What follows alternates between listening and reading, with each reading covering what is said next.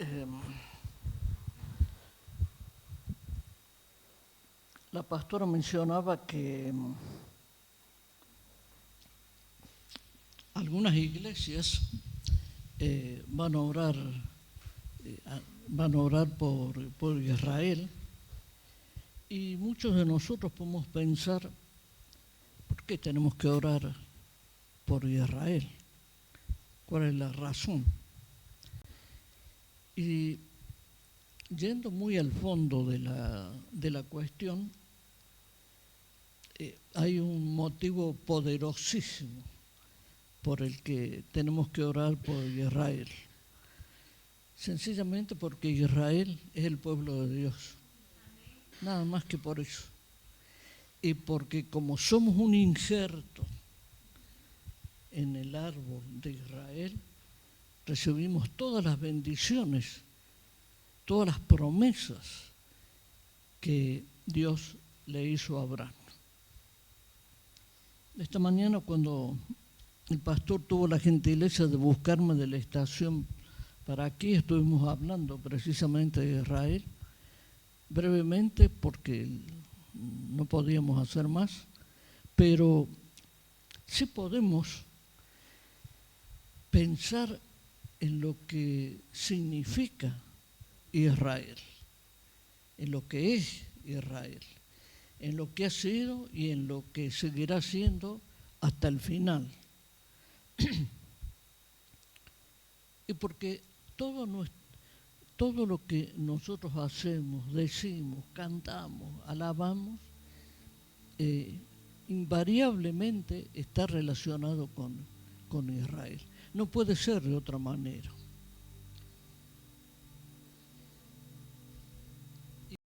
Amén, hermano. Es eso.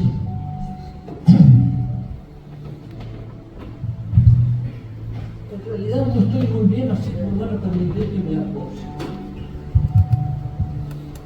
Cuando Dios le pidió a no mandó a Abraham que dejara la comunidad donde vivía, le mandó a un lugar que le dijo: ya te lo voy a mostrar, ya te lo voy a decir. O sea, Abraham, en obediencia, hermano, en la fe que él tenía en Jehová, dejó todo. Y uno dice, bueno, al final, ¿qué habrá dejado Abraham? Es que en aquellos tiempos, una persona como Abraham era parte importante de la sociedad. No era, los portugueses dicen cualquier uno, era un personaje en la vida de su ciudad. Y no solamente que era un personaje, sino que era un hombre que tenía una situación social y económica muy grande. Pero aquí es donde uno ve la grandeza. Porque a lo mejor si hubiera sido alguien que no tenía nada, dice, bueno, Jehová me manda para allá, total, ¿qué dejo? Nada. Pero es que él dejó mucho. Por eso es tan extraordinaria la fe que tenía Abraham, y la obediencia que tenía, y la confianza que tenía. Entonces, la pastora decía, tenemos que dar gracias, claro que tenemos que dar gracias. Y eso fue lo que hizo Abraham, porque, digamos, Jehová le permitió a él demostrarle que era obediente. Amén, hermano. Amén. Eso es lo mismo que la ofrenda. Tenemos que pensar que venimos y ofrendamos. Uno dice, bueno, pero hermanos, es que es una oportunidad maravillosa que tenemos de dar nuestras gracias a Dios por lo que recibimos de Él, porque nada es nuestro. ¿O ustedes creen que lo que tenemos es porque como dice la publicidad, me lo merezco. Esa publicidad de porque yo lo valgo, porque me lo merezco, no me acuerdo bien, pero creo que es porque yo lo valgo, es tan absolutamente infame que yo me imagino que algún día se hará justicia con la gente que inventó la frase famosa y también se hará justicia con los que creyeron en eso, porque yo lo valgo. Nosotros no valemos nada, hermanos, si no fuera por nuestro Padre que nos guarda y que nos cuida. Amén. Yo le contaba al pastor que estos días pasados el vértigo, que ya va a ser 60 años que tengo, se empeñó en quitarme el gozo. Entonces yo pensé esta semana y le dije a mi mujer, no voy a aceptar que una simple molestia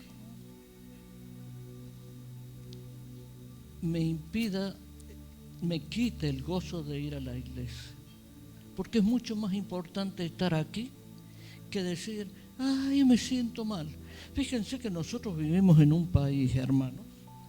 Aquí ¿hay algún español? Bueno, entonces va a ser más fácil lo que voy a decir.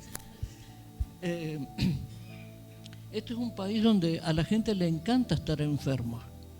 No sé si ustedes han reparado en eso, pero este es el país donde la gente se pelea para estar más enferma.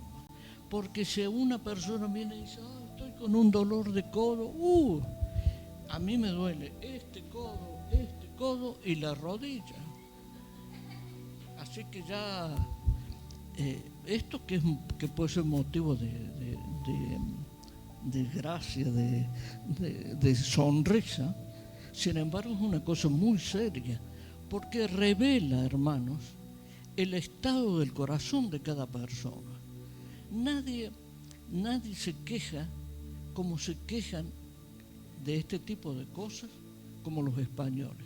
Y además es como si se vanagloriaran de estar enfermos. Es una cosa, yo no sé cuántos años llevan ustedes aquí, pero yo llevo muchos y es una cosa que siempre me ha impresionado, ¿no?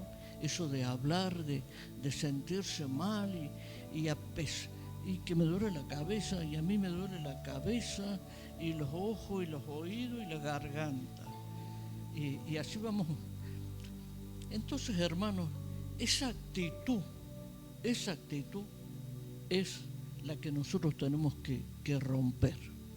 Esa es la actitud en la que no debemos caer, hermanos, porque del mismo modo que es necesario que formemos parte del país, que asumamos las responsabilidades que tenemos como residentes en el país, también es verdad que tenemos que asumir que nosotros somos diferentes. Y somos diferentes pura y exclusivamente porque Dios le prometió a Abraham que él sería padre de naciones, bendición de naciones. Por eso, hermanos, nada más que por eso es que nosotros estamos aquí y que tenemos que dar gracias de estar aquí. Cuando entonces lo dejamos a Abraham, cuando Dios lo mandó y él hizo el largo viaje hasta llegar a la tierra prometida, este pequeño territorio que hoy es Israel está en Asia, hermanos. O sea, mucha gente cree que Israel forma parte de África y en realidad está en Asia, es un país oriental en el más estricto sentido de la palabra. Tanto es así, por ejemplo, que la Torah que que leen los judíos se lee en el sentido inverso al que nosotros leemos. Nosotros leemos de izquierda a derecha y ellos de derecha a izquierda. Entonces nosotros empezamos lo que para nosotros la Biblia es el comienzo, de izquierda y avanzamos hacia la derecha, y ellos van al revés, ellos abren al final lo que nosotros sería el final. Tan distinto es que somos de ellos. Sin embargo, la gloriosa grandeza de Dios nos ha hecho beneficiarios de su amor, y a pesar de todo, como digo, personas que somos tan diferentes, y que no solamente somos diferentes, sino que somos de continentes diferentes, de habla diferente, podemos tener la inmensa fortuna, alegría, el gozo de tener la palabra de Dios y poder hacerlo una realidad en nuestras vidas. Amén, hermano. Es algo conmovedor. Yo cuando hablaba con el pastor de que hoy podríamos cambiar de tema y hablar de Israel, yo después pensé, le digo, qué osadía. Sin embargo, es una bendita osadía. La cuestión de Israel, hermanos, hay que entenderla desde el punto de vista espiritual. No hay otra forma de entenderla que no sea espiritualmente. Porque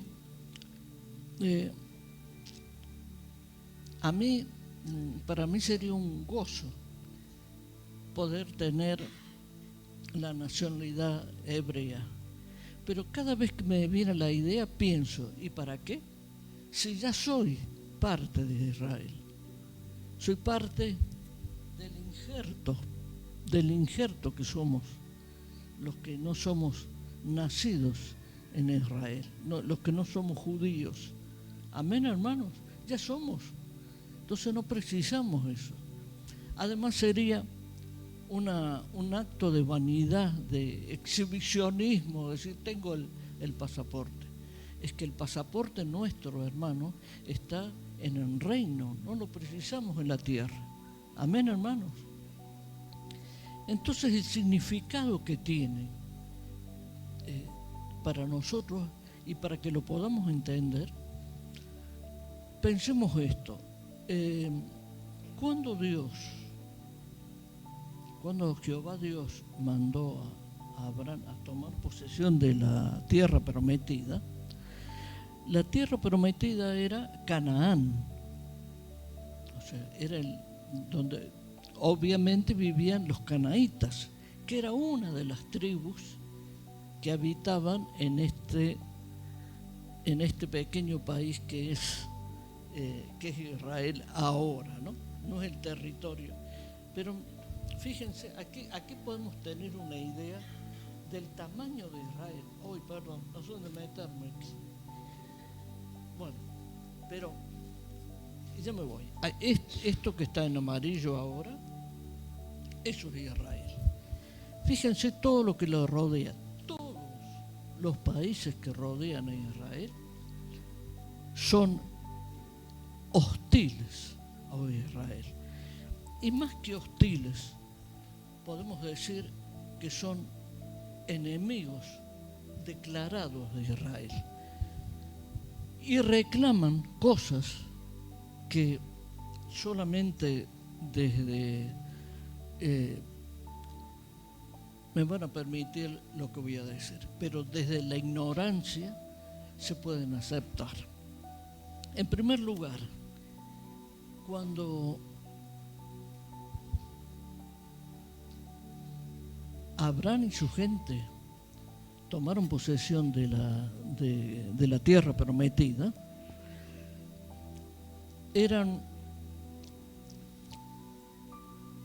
12 tribus que formaban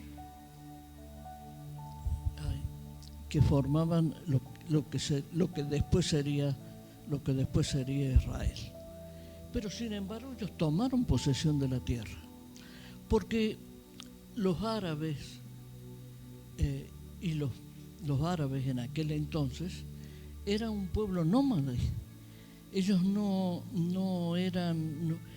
se afincaban, porque la vida de los árabes estaba relacionada exclusivamente con el ganado, ovejas, cabras, vacunos no, porque no hay muchos vacunos, pero cabras y ovejas sí que hay. Entonces era un pueblo nómade. Entonces cuando ellos dicen los derechos que tenemos nosotros sobre esa tierra, ¿qué derechos, hermanos? Sí, en primer lugar, Dios determinó que esa era la tierra de su pueblo.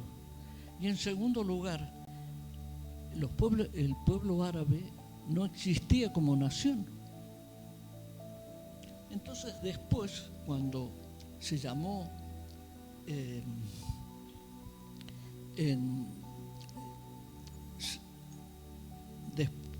digamos, los pueblos costeros de Israel, donde está la flecha, la punta de la flecha, los pueblos costeros, el pueblo costero que predominaba en la región eran los filisteos. Y de ahí se deriva el nombre de Palestina.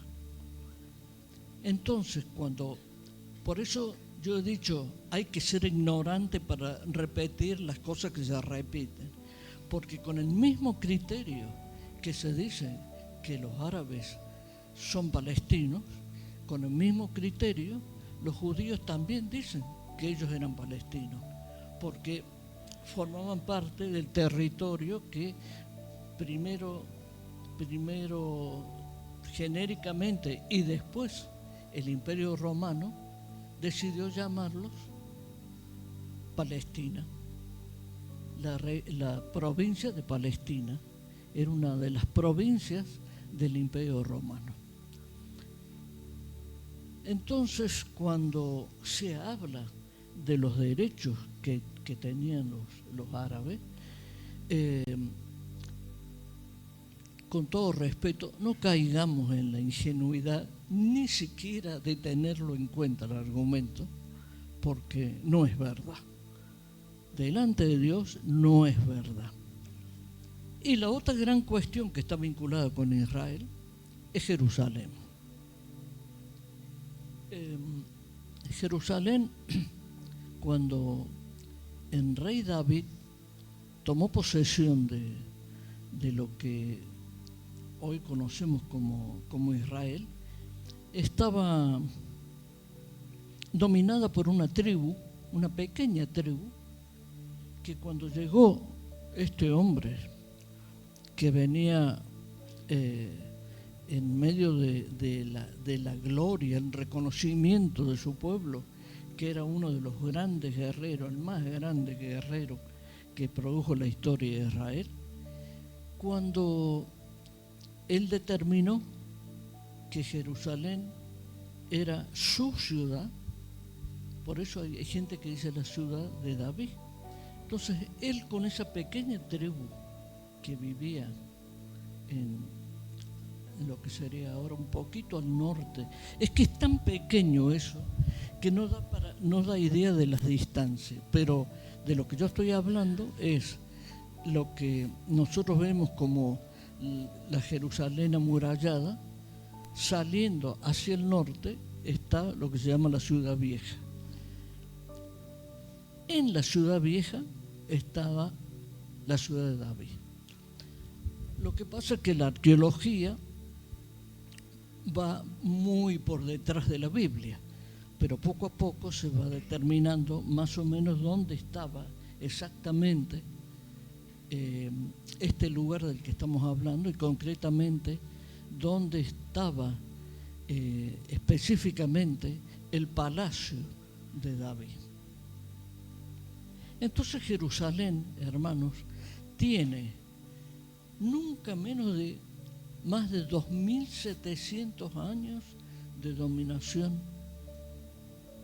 israelita o judía, como le queramos llamar. Entonces, cuando los árabes dicen que ellos tienen derecho sobre la tierra de Jerusalén, que es su capital, realmente, vuelvo a decir, hay que ser muy ignorante para creer eso y además para aceptarlo, como mucha gente hace, además con toda la intención del mundo. Digamos, esto es en el fondo, por eso, fíjense, yo dije, esto es una cuestión espiritual, no una cuestión política, porque la política es tan radical en este tema, que fíjense que todos los partidos de izquierda, todos los partidos de izquierda, prácticamente del mundo, están a favor de los árabes. Ahora ustedes dirán, ¿y por qué no digo musulmán? Porque, hermanos, Mahoma apareció 600 años después de Cristo. 600. Realmente yo creo que hay que respetar a la gente mucho, y además de respetarla, tener compasión por la gente. No es para decir muchas cosas sobre por qué los árabes creen en Mahoma. ¿Por qué creen? ¿Por qué creen en el Islam? Pero fíjense que estamos hablando de 600 años después de Cristo. Fíjense si eso le agregamos el tiempo que va entre Cristo y David, estamos hablando, en el caso concreto de Jerusalén, de cerca de 1.300 años de diferencia. Por eso, yo hablo poco de los musulmanes, porque es tan reciente con relación a lo que es la historia de Israel. Amén, hermanos. ¿Me estoy explicando? No mucho, ¿no? Es que por eso lo que yo estoy explicando es de una extraordinaria sencillez para que lo podamos entender. Y para decirlo de otra manera todo, digamos, Dios lo llamó a Abraham y lo mandó a que saliera de es una ciudad de Asia, y le dijo, vete para allá y ya te diré a dónde vas. Y de ahí, de esa marcha en obediencia de Abraham, comenzó Dios su plan para crear su pueblo. Porque muchos de nosotros, lamentablemente, decimos que Israel es el pueblo que Dios eligió, que es una barbaridad en el más amplio y rotundo sentido de la palabra. Porque Dios creó a Israel, hermano. Él creó a su pueblo. ¿O Dios no tiene autoridad y poder como para decir, este es mi pueblo? No para elegirlo, sino para crearlo. ¿Y cómo creó Dios a su pueblo? Cuando vino la hambruna en Canaán y hubo muchos hebreos que tuvieron que salir de la tierra y se fueron a Egipto porque estaban en una situación de hambruna, y entraron 70 personas, digamos, de Israel, de lo que sería Israel, a Egipto. Si ustedes se fijan, Egipto está a la izquierda de la flecha, de la punta de la flecha de la roja. ¿La están viendo? Está a la izquierda. Y por otra obra maravillosa de Dios, allí los recibió el faraón y el faraón convirtió a Josué en el segundo del reino. Los que somos ratones de biblioteca tipo yo, también tiene una explicación extraordinaria esto, porque en las largas dinastías que hubo entre los faraones de Egipto, hubo un faraón que era semita, o sea, del mismo origen que el pueblo judío. Amén, hermanos. Increíble, uno se pone a ver eso, pero bueno, ese faraón fue el que entendió que este era el pueblo de Dios y permitió que Josué fuera su segundo. Y de esta manera le dio a su pueblo, les dio, ustedes ven que hay un azul en el mapa, a la izquierda de la flecha roja. Eso que ustedes ven de azul es el río Nilo que desemboca en el Mediterráneo. Digamos, es esto. Ay, me falta.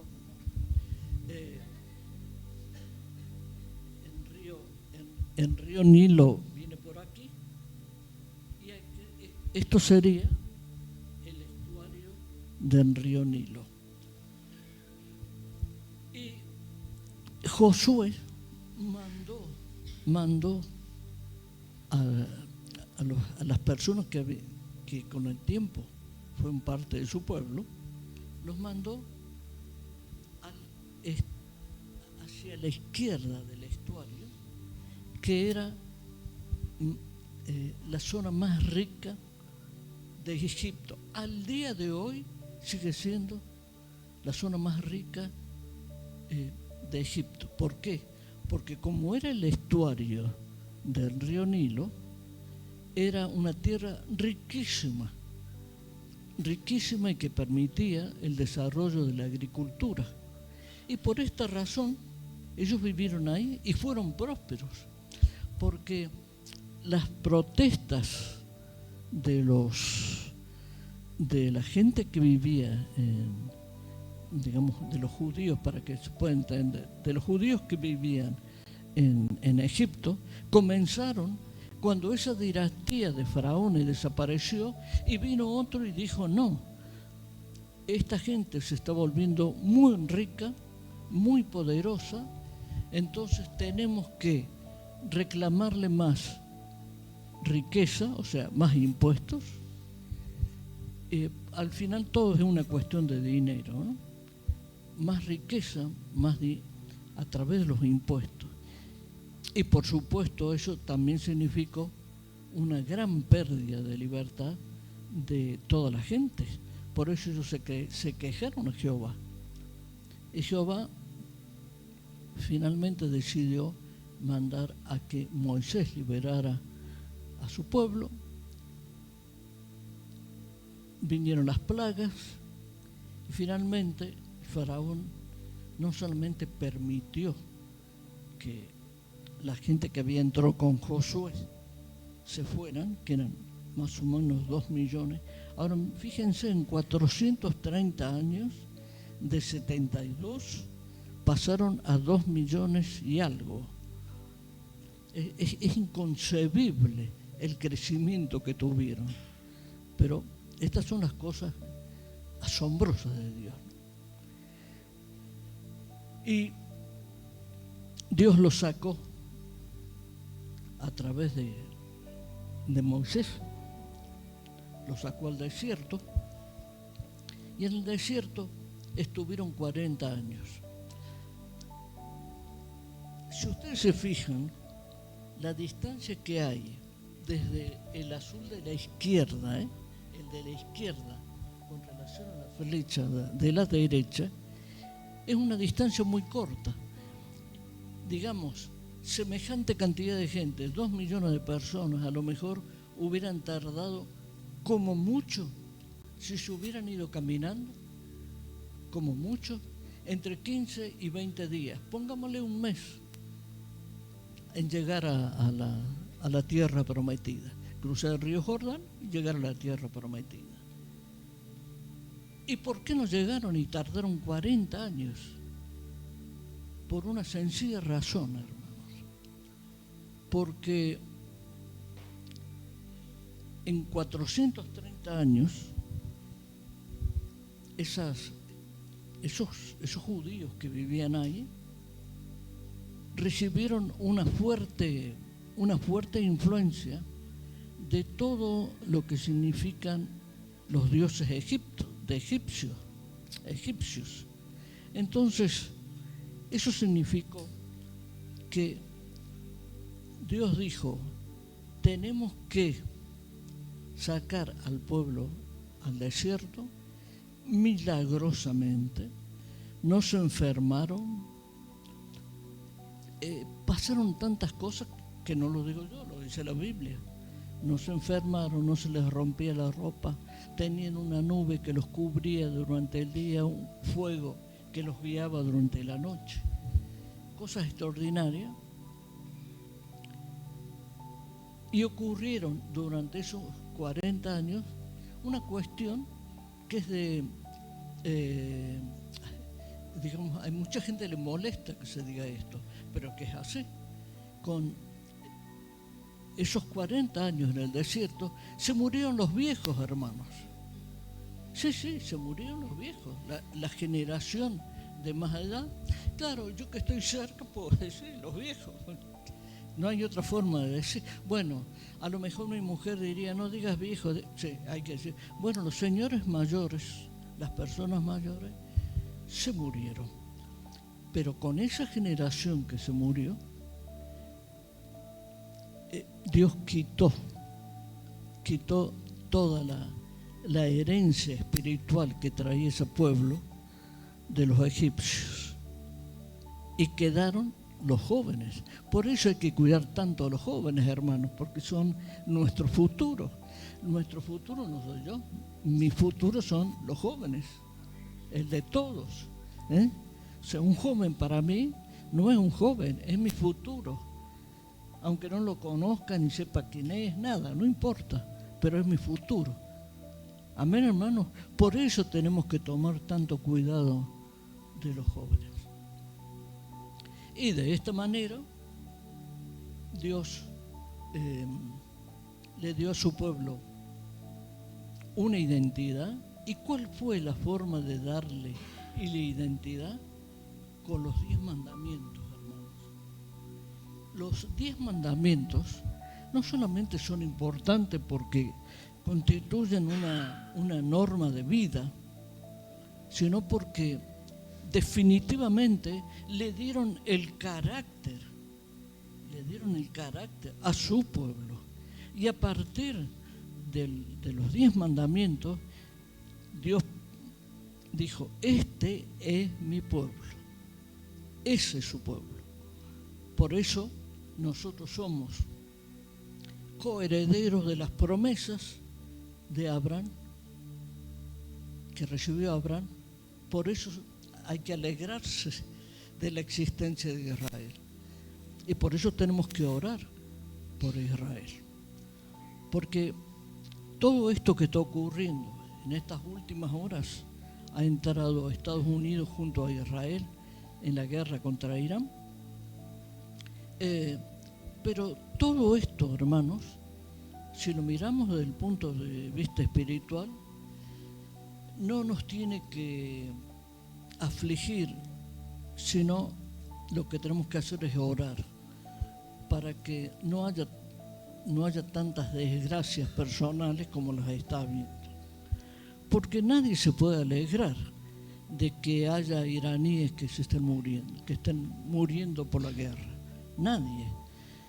ni tampoco nos podemos alegrar por los muertos que tiene Israel, ni por los muertos que hay en Gaza.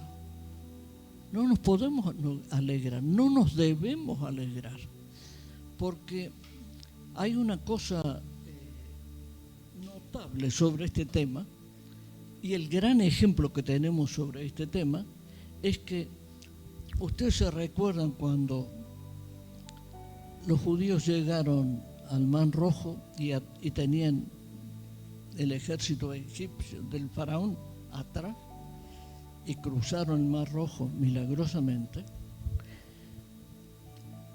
Y claro, cuando volvieron las aguas, murieron los soldados de Faraón por las aguas. No hay ni una sola mención, ni una sola en Israel, donde se alegren de las muertes de los soldados del Faraón. Ni una. ¿Por qué? Porque ese es el principio divino del no matarás. O sea, no matarás representa ni más ni menos que el respeto que nos debemos unos a otros.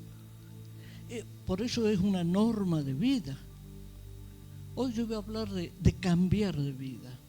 Y cambiar de vida es entender todas estas cosas, porque nosotros somos parte de esa historia. Aunque no nos creamos que sea así, aunque nos parezca lejano, pero somos parte de esa historia. Y orar por Israel nos hace acercar más que nunca a ser parte de Israel. Si en lo personal ustedes me preguntan cuál es tu opinión sobre los gobernantes de Israel, no la voy a decir, porque es una opinión de hombres. Y los hombres opinamos sobre los hombres según lo que buenamente o malamente interpretemos. Para mí, simplemente, los gobernantes actuales de Israel son los que Dios ha permitido que sean los gobernantes actuales. Nada más que eso. Del mismo modo que la pastora decía que hay varios países que van a cambiar de gobierno, y todos los que resulten electos para formar parte de los nuevos gobiernos son los que Dios ha permitido o permitirá que sean los gobernantes, nada más. Pero espiritualmente no nos compromete a nada, eso es lo que quiero decir. Amén. Por eso, hermanos, en estas horas tan difíciles que está viviendo Israel, deberíamos asumir como un compromiso espiritual orar por ellos. No por Israel, país, sino porque de ese país, de esa nación, van a venir las bendiciones para todos nosotros, para los que creemos y para los que no creemos. Amén, hermanos.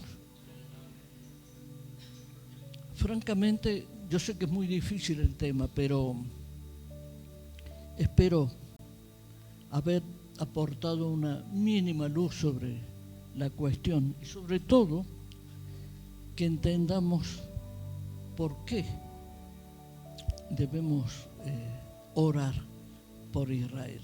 No solamente porque las iglesias se van a poner de acuerdo para orar por Israel, sino porque cada día de nuestra vida debemos dar gracias de la existencia de Israel, porque por eso, por su existencia, es que nosotros hoy somos salvos. Amén. Gracias, hermanos.